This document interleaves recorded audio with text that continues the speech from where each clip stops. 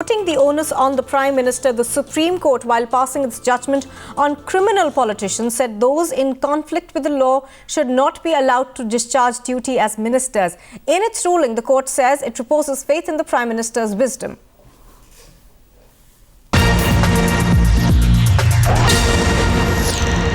Well, it's a correct judgment because, strictly speaking, the Supreme Court has to go by the law. If there's no law, they can't make law because the power of making laws is with the Parliament of India.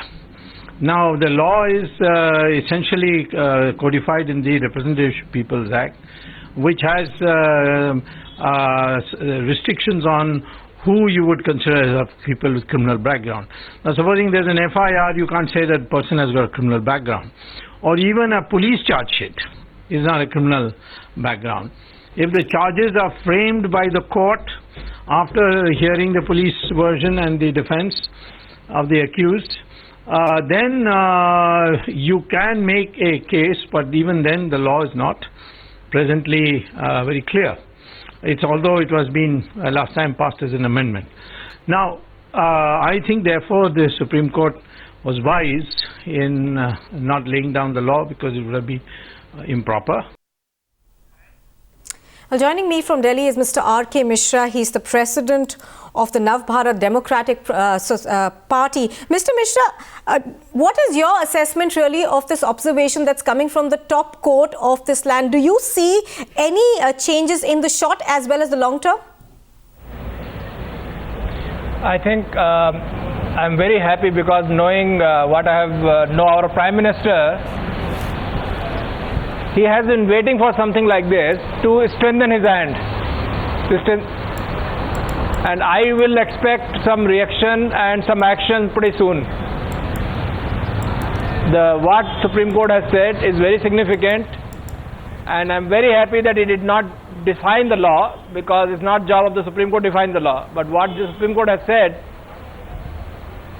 is essentially going to strengthen the hands of good chief ministers and our Prime Minister to take care of the people who they could not remove because of political compulsions earlier. And I would be very happy. Yeah, Mr. Mishra, now according to election affidavits, 30% ministers in the Narendra Modi government have declared criminal cases against them. 18% have declared serious criminal cases against them. Do you see that this observation will now give the Prime Minister the strength to do what the Supreme Court says is perhaps right in a democracy, to safeguard principles? So I think these criminal cases, the definition of criminal cases, filing the charge sheet is very well defined in another judgment of Supreme Court, because of which Lalu was disqualified. Now, Prime Minister has no way but to accept that kind of recommendation and use his value judgment. And I believe that Prime Minister will use it. If he does not, because what he has seen just now, the setback in state elections, will force his hand. He has to show that Achhe Dins are here.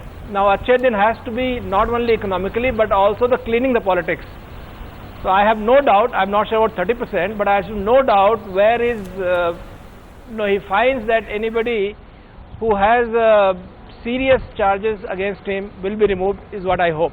If not, I think it will not be good for the party and the Prime Minister. Well, stay with us, Mr. Mishra. Let's get in some reactions to this big breaking news story that we are getting. So far as discretion is concerned, obviously it has to be left to the Prime Minister and Chief Minister. Supreme Court is not usurping the discretion of them. It is for them to appoint their cabinet and ministers. They are only intervening in a very limited way, that while exercising your discretion under the Constitution, you should keep this limited aspect in mind, that your decisions should be such that do not encourage criminalization of politics. मेरा ये petition था कि क्या ऐसे आदमी जिनके against में गंभीर आपराधिक मामले चल रहे हैं, चार्जशीट सबमिट हो चुके हैं, कॉन्वियंस लीजिए, ऐसे आदमी क्या minister, prime minister, chief minister बहाल हो सकते हैं?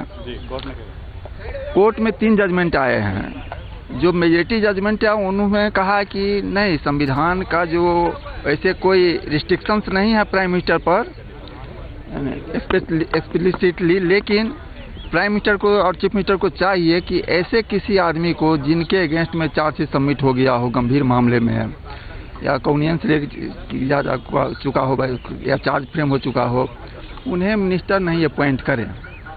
ये उनका ये वैसे एडवाइजरी देखने में लगता है, लेकिन ये मैंडेटरी हुआ। प्राइम मिनिस्टर और चीफ मिनिस्टर को इस बात को माननी पड़ेगी। जस्टिस कोरियन जोफेट ने तो स्पष्ट शब्दों में कहा है कि नहीं, ये मैंडेटरी है कि ऐसे लोगों को मिनिस्टर नहीं बनाया जाए। ये कॉन्स्टिट्यूशन की जो स्पिरिट है उसके खिलाफ है। हालांकि एक एस्पेक्ट में कोर्ट ने कुछ नहीं कहा है। मेरा ये कहना था कि क्या ऐसे आदमी जिनके अगेंस्ट में इस तरह के क्रिमिनल केसेज हैं वो प्राइम मिनिस्टर और चीफ मिनिस्टर बनाए जा सकते हैं? एक तो हुआ कि मिनिस्टर बनाए जा सकते हैं कि नहीं, और प्राइम मिनिस्टर द्वारा और चीफ मिनिस्टर द्वारा। दूसरी बात है कि क्या ऐसे आदमी जिनके अगेंस्ट में कोई गंभीर आपराधिक मामले का आरोप है, उसमें चार्जशीट सबमिट हो गया है, आपके मुताबिक ये आदेश जो है ये कितना बाध्यकारी होगा? पहले मुझे ये तो कंप्लीट करनी है। शॉर्ट में रखिए। ऐसे आदमी को क्या प्राइम मिनिस्टर और चीफ मिनिस्टर बनाया जा सकता है? इसके बारे में कोर्ट ने कुछ नहीं कहा है और मैं इसके लिए एक क्लैरिफिकेशन पिटीशन फाइल करूंगा। I am in complete agreement with the judgment which has declined to give any directions with regard to ineligibility of people who are facing criminal trial for being able to continue with their membership of parliament or even as ministers. So the judgment of the Supreme Court is sound and is based on the most fundamental principle of the Constitution, which presumes a person charged with any offence to be innocent till he is proven guilty. So mere filing of the FIR or filing of the charge sheet or even framing of the charges or part of the evidence cannot disentitle a person from being able to contest election, being elected and also becoming a minister, holding the office of a minister.